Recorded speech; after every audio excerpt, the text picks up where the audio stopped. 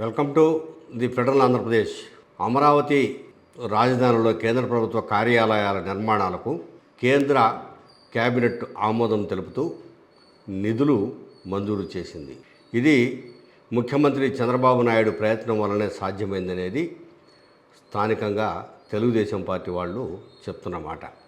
కేంద్ర ప్రభుత్వ కార్యాలయాల కోసం 1,299 కోట్లు కేంద్ర ప్రభుత్వం కేబినెట్లో ఆమోదించింది.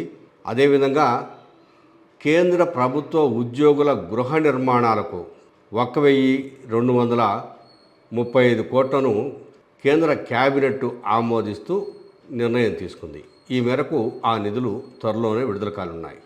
మొత్తం 2,535 కోట్లు నిధులు ఈ కేంద్ర ప్రభుత్వ కార్యాలయాలకు, కేంద్ర ఉద్యోగుల గృహాలకు ఖర్చు చేస్తారు. సుమారు 8,000 మంది ఉద్యోగులకు ఈ అవకాశం లభిస్తుంది. ఇది ఒక ప్రత్యేకమైన సిటీ మోడల్ను తలపిస్తుంది అనేది ప్రభుత్వం చెప్తున్న మాట. ఇప్పటికే సెక్రటేరియట్లోనూ దాదాపు 8,000 మంది ఉద్యోగులు ఉన్నారు.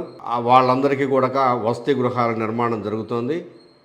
అదేవిధంగా కార్యదర్శులకు, మిగిలిన ఐపీఎస్, ఐఎఫ్ఎస్ అధికారులకు, హెచ్ఓడీలకు ఆల్రెడీ ఇప్పటికే దాదాపు నిర్మాణాలు పూర్తి కావచ్చాయి. గృహ నిర్మాణాలు వీళ్ళకి ఆఫీసులు ఎలాగో సెక్రటేరియట్ ఉంటుంది కాబట్టి కేవలము వసతి గృహాలు మాత్రమే నిర్మిస్తున్నారు. కార్యదర్శులకు దాదాపు అన్నీ కూడాను డూప్లెక్స్ హౌసులు మంచి హంగులతో నిర్మాణాలు చేపట్టారు.